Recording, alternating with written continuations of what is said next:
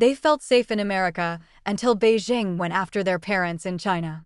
For months, Gao Pu shut himself in his apartment, a wave of hopelessness washing over him. He had no connections, no political power, and no influence. The most he could do was post on social media, although that was unlikely to help much. Both of his parents, Christian leaders approaching their 70s, were now in Chinese jail. And he was thousands of miles away in the United States. Be safe. Take care of yourself, his mother had told him when the police first came for his father. Weeks later, they took her, too. The couple, Gao Chuanfu and Peng Yu, led the Light of Zion Church in central China. Over the years, the church became an influential gathering place for Christians who wished to worship outside Communist Party control, Gao Pu told the Epoch Times. They pose no threat, Gao said, they just want to serve their God in peace. But to Beijing, independent faith is the problem. The Chinese regime officially allows only 5 religions.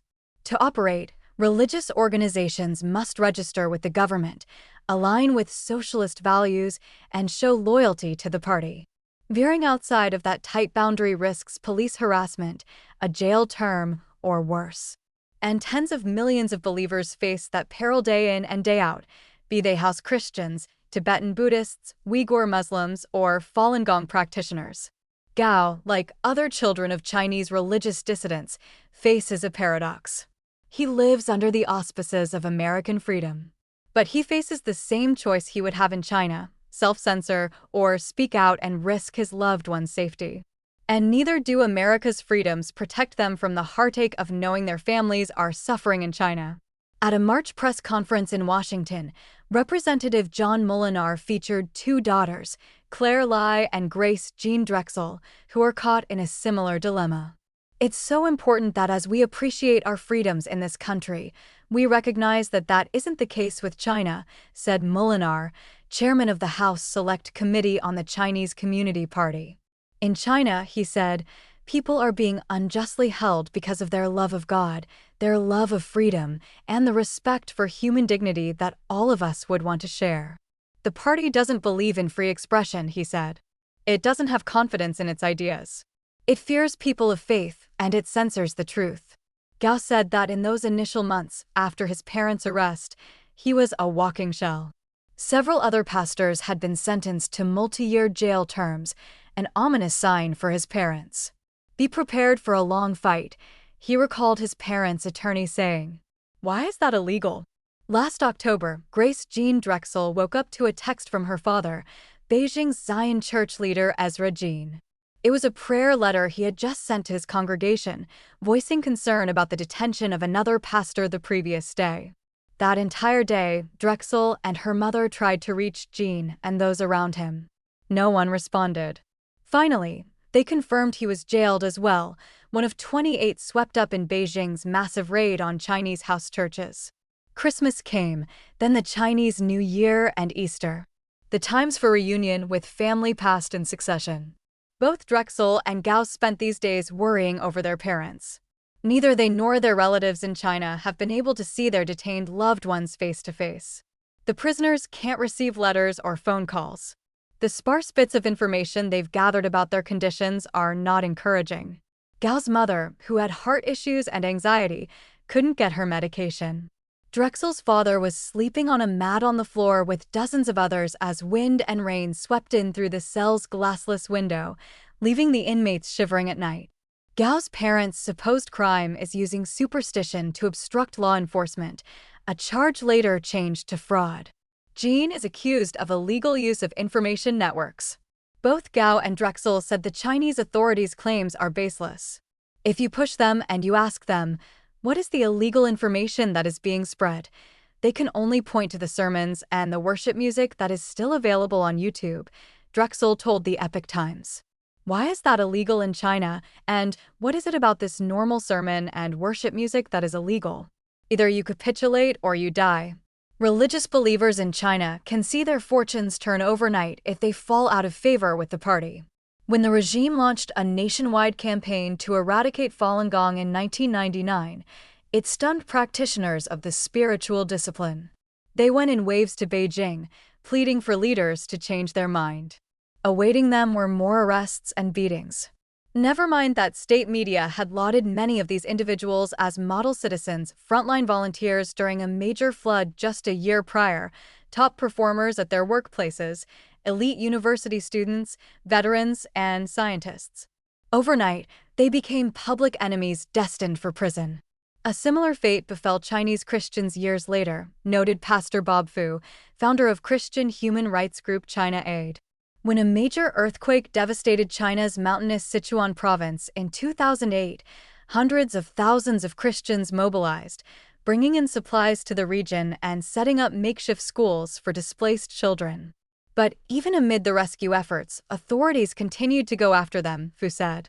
One man who accommodated a group of Christian volunteers and later converted to Christianity was accused of providing illegal gathering space and engaging in unlawful preaching activities, according to China Aid.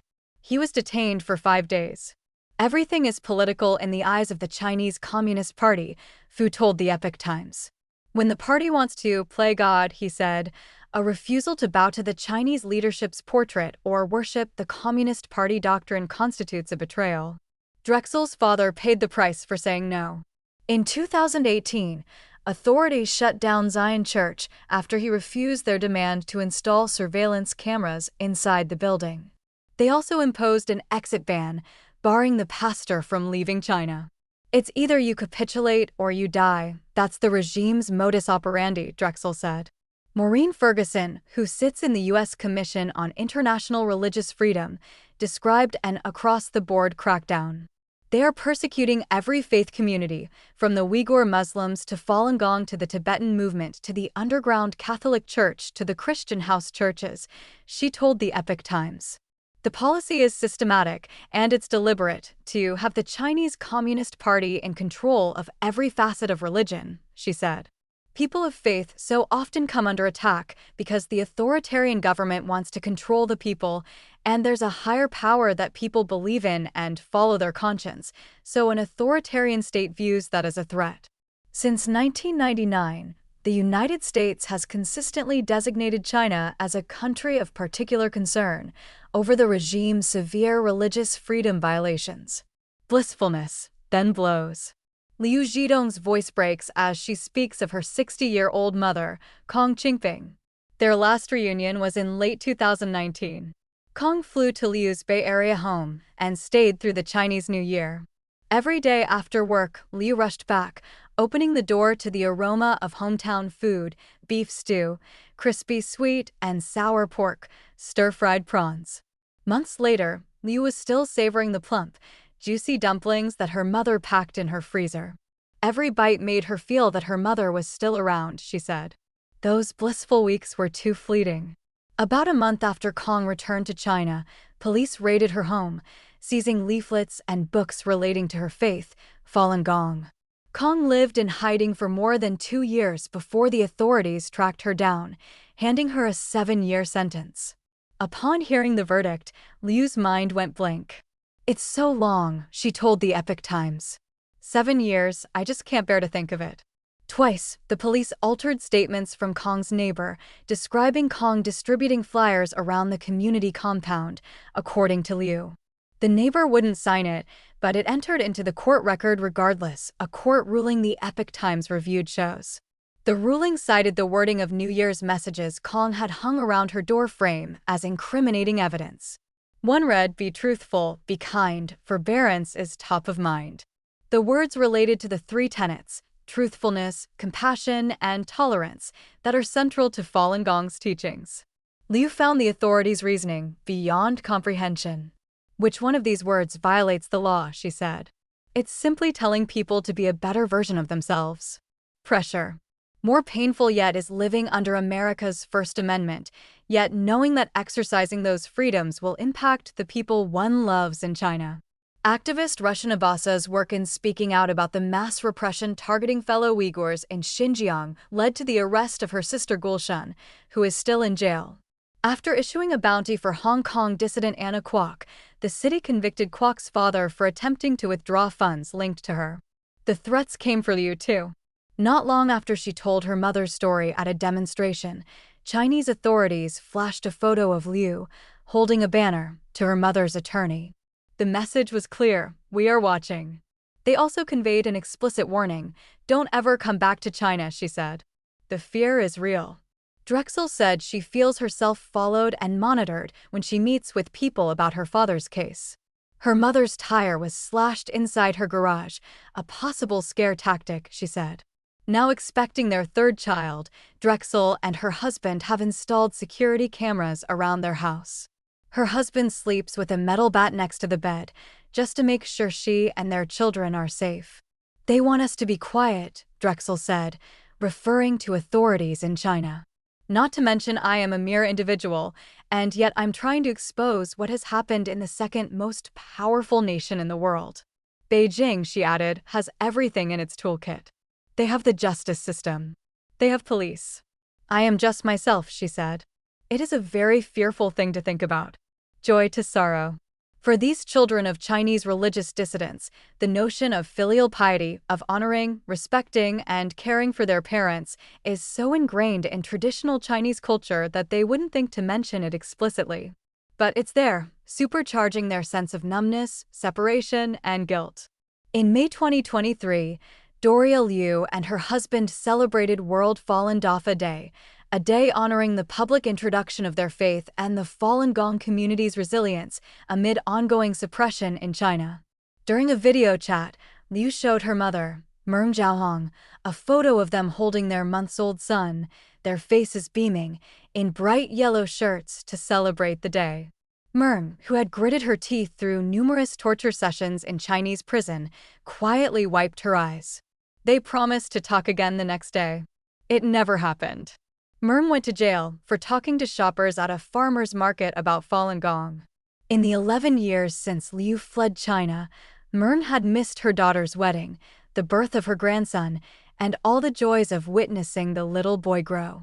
Guilt hit when Liu and her son made a snowman near Lake Tahoe, when they soaked in a hot spring in Japan, and when they had barbecue, something her mother also loves.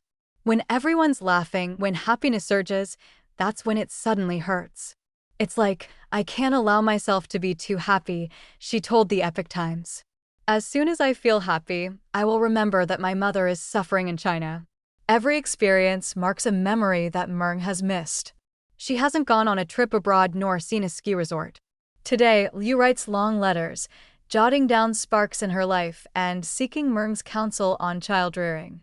Each exchange takes months, limited by censorship to superficial niceties, leaving them to communicate their faith through coded messages. It's cumbersome, but it's their only way to hear each other's voices and offer reassurance. "Don't worry, I won't go into a depression," Liu wrote. She added that she's living in the moment and focusing on reuniting with her mother soon. She's thought of risking it all and going back to China. But if she does, the odds are against her obtaining justice for her mother. And she would be putting herself in danger. Recently, she learned that her mother had some heart issues and was having trouble breathing. Liu's heart jolted. She prayed her mother would make it and that they'd see each other again. Faith through darkness. Over the past 6 years since the jailing of her father, Jimmy Lai, in Hong Kong, Claire Lai has watched the pro-democracy media mogul's hearing and eyesight fade. His nails have turned dry, changed color, and fallen off. His teeth have rotted. His skin has withered. The one thing that hasn't changed, Lai said, is his smile. Lai called herself the worrier in her family. At the March press conference, she sighed harshly as she detailed her father's condition, her voice at times quivering. Her father, a devout Catholic, has now been sentenced to 20 years in prison under the regime's national security law. He has no direct access to sunlight or fresh air. Instead of turning bitter, she said, her father has embraced pain with grace. He has asked Lai, his gentle-hearted but stubborn child, to pray for those who mistreat him. Guards who are harsh on him, they are to teach him humility. The envelopes he folds, leading to severe back pains, they are to teach him to grow in fortitude. The car journeys to court where he is chained and can't move in the dark, they are to teach him patience, she said. God's outstretched arm to sinners, she said, poses a stark contrast to the party's clenched fist and the sickle and hammer. Drexel, wiping away tears, said she believes adversity may ultimately serve a greater purpose. I believe that God is also testing us during this time, like refining silver, painful, but full of love, she said in a February keynote address at the International Religious Freedom Summit. In going after people of faith, the atheist Communist Party has failed to understand that religion only thrives under pressure, said David Stilwell, former Assistant Secretary of State for the Bureau of East Asian and Pacific Affairs. Stilwell previously served a 2-year stint in the U.S. Embassy in Beijing. He noted that before the Chinese leadership went all in against Falun Gong 27 years ago, even some senior officials' families were practicing it.